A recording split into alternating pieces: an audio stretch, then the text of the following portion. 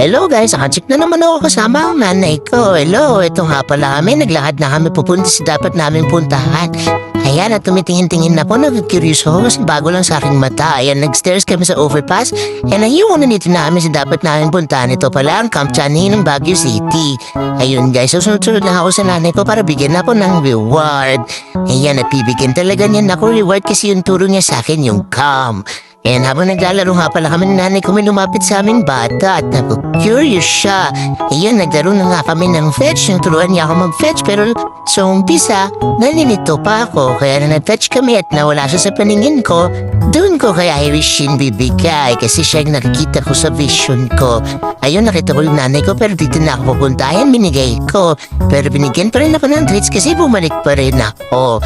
Ayun, sana nasa susunod na video mas magaling na ako mag-fetch. Ayun, nandito na nga kami, naglalakad-lakad kami at tuwing susunod ako binibigyan niya ako ng treats. Ito daw ata ang paraan para magkapag-off-leash kami tuwing pumapasyal kami. Para alam ko kung sino amo ko at kung sino na susundan ko at yan, nag-fetch nga pala ulit kami. Sinubukan ko nga palang mag-fetch at ayun! Hinanap ko yung bola na wala sa paningin ko at ayan, nakita ko na nga. Yan, kinuha ko at ibabalik ko nga pala sa nanay ko. Kaso medyo natislap ako sa amoy ng kanan, so inamoy-amoy ko. Ayan, nagpapagalitan ako, feeling ko, kaya medyo naglaylo muna ako. Pagbalik ko, binigyan pa rin ako reward kasi very good pa rin daw ako. Ayan na nga, bigyan niya ako ng rewards ulit. Bibigyan niya ako rewards hanggang sa... Binato niya yung bola. Kukunin ko naman sana pero nagbago lang yung isip ko kasi mas masarap yung reward na binibigay niya. Tapos na namin maglaro-laro, binigyan niya na ako ng water dito sa larawan ko rin crispy kasi nakalimutan niya ako dalan ng bowl. Ayan, at masarap yung tupit, medyo may lasa lang. Napatingin nga pala ako sa camera kasi ang pogi ko. Yan, tinawag ako ng videographer ko at yan, nagtakbo-takbuhan muna kami. Si Irishin nga pa rin takbo ng takbo kasi hindi siya katulad ng nanay ko na mabilis mapagod. Yan, so takbo-takbo lang muna kami guys. Panawarin niyo muna ako magtakbo-takbo. At medyo nakaramdam na ako ng pagod. Kaya medyo mabagal-bagal na yung takbo ko. Ngayon binato nila yung frisbee na ininuman ko. Hindi ko mapulot. Ba't hindi ko mapulot? Guys, help! Hindi ko talaga mapulot. Paano ba to? So, ilinuan na ako ng nanay ko at pinato niya nga ulit yung frisbee. Pinaliktad niya na lang para mas mabilis ko mapulot. Eto yan, nung napulot ko na nga, dadaling ko na sa kanila. Yan. Yan, ganito pala pulutin to. Ang hirap naman ang bilis mahulog. Ay, bumaliktad na naman, wag na nga. Bakit na lang ulit tayo sa camera? Tinigdan nga nila yung inom ko kasi brown na brown pa. Ayun. At ito na nga pala ako. Maglalaro ulit na kung ano-ano. Ano rin niyo muna mag-slow run ako para pogian siya. Pogian siya. At ayun na nga. Hindi ko na alam kung anong gagawin namin ng nanay ko kaya nag-enjoy na lang muna kami. Takbuhan dito, takbuhan dun, kagat frisbee dito. At ayun, tatry ko ibalik kaso nagbago ulit isip ko. And pahimas na lang ako, mas masarap ang treats and rewards, pinipigyan naman ako kasi pakiramdam ko may nagagawa naman akong tama kahit konti. At nakaramdam na nga ako ng pagod, binidyo muna nila ako, di ako aalis dito hanggat hindi ako tinatawag. Tinawag na nga ako ni Irishin at maglaro na daw ulit kami at yan, nagtakbuhan na ulit kami.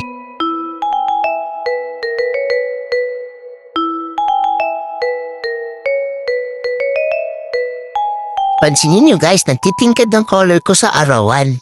Gwapo ko, diba? Ayan. At nagayaan na naman nga itong babaeng ito ng takbuhan. So nagkabulan na naman nga kami. Naog na ako ng nanay po, pagod na ako eh. Nakakapagod nga naman tumakbo at may lumapit pa sa amin mag-picture daw kasi nga ang gwapo ko. Hinayaan naman ng nanay ko kasi tiwala na siyang hindi ako susunod kung kani-kanino. Ayan. Tingnan ko nga sila, naki-curious ako kasi wala namang translator. Di ko maintindihan usapan nila. Ayan, magpapakit muna ako sa camera kasi talaga namang pinahanap akong cute talaga. Lagi nga palang tinatanong ko anong breed ko. Ako nga pala ay husky, Siberian Husky Woolly na solid brown or sabihin na nating mostly brown kasi may white pa rin sa katawan ko. Ayan, nag-aabang ako ng kalaro. At tatawagin na nga ako ng nanay ko at magtakbo-takbo daw muna kami para pag uwi ko daw orlogs yan siya. Yun, hindi ko nga kayang wala siya sa paningin ko. Kasi tuwing sinusundan ko siya, nakakarap bigyan niya ako ng rewards ng treats. Kaya tara, bulin natin ng nanay ko. Nandiyan, at nahabol ko na nga siya, napagod na rin siya. At yan, bibigyan niya na ako ng treats. Nagudtog pa nga ako. Ang saya-saya ko pag ginagudtog ako ng nanay ko. Ayan, pagod na nga ako pero gusto ko pa rin siyang kalaro. Ang saya-saya kasi pag tuwing nagbobanding kami. Kaya kapag may mga alaga kayong aso tulad ko, sana lagi niyo ring ilabas. Ayan na nga.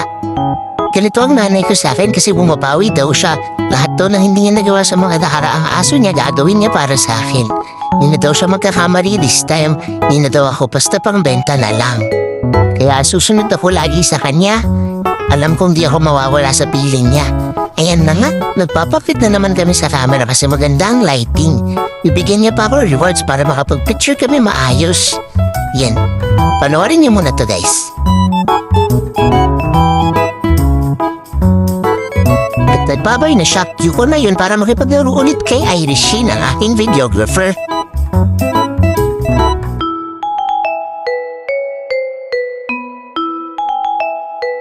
Nakita ko nga ang aking nanay at nag-decide ako magpahinga na lang muna sa tabi niya kasi nakakapagod makipagtakbuhan, hindi ko naman sila mahabol. Pero nag-e-enjoy ako, alam kong safe ako. Yan nga pala, nanghihingi ako ng treats pero di ako binibigyan. Alaatan ng nanay ko ayoko na kaya maghintay tayong bigyan niya ako. Pero puro imas na lang ang natanggap ko. At yun nga, tinawag pa ako kahit pagod na ako. Sige, lakad tayo, saan ba tayo pupunta? Panoorin niya na lang kami magpunta kung saan kasi gusto lang nila akong picturean.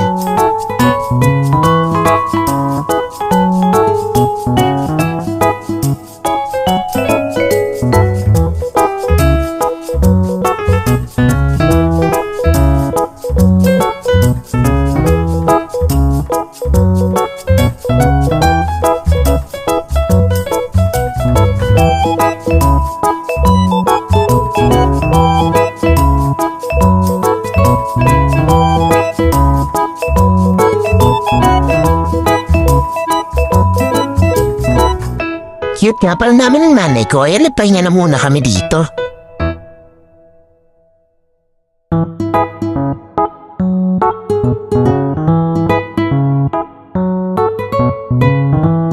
At yun nga, nag-decide na kaming magpakit-pakit sa camera habang nagpapahinga para may ma-upload kaming maganda-ganda sa paningin niya. Yan. At yun, pagtapos ko magpahinga, nakipaglaro ulit ako kay Irishine.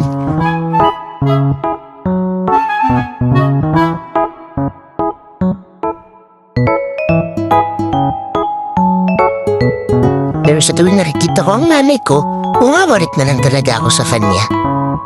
Kaya nakaramdam na ako ng pagod.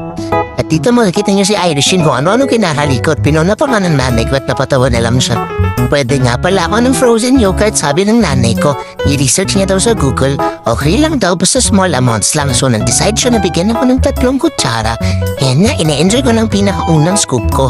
Pati nanay ko nag-e-enjoy sa reaction ko kasi bagong panglasa sa akin ito. Ayan na nga. At alam kong uuwi na kami. At good talk ako kasi meron pa akong reward na dessert after ng training ko. Thank you so much guys for watching. Sana panoorin niyo pa ako sa mga susunod na upload ko. Panoorin niyo na ako mag-bookbang at mag-good night na ako sa inyo. Goodbye, good night.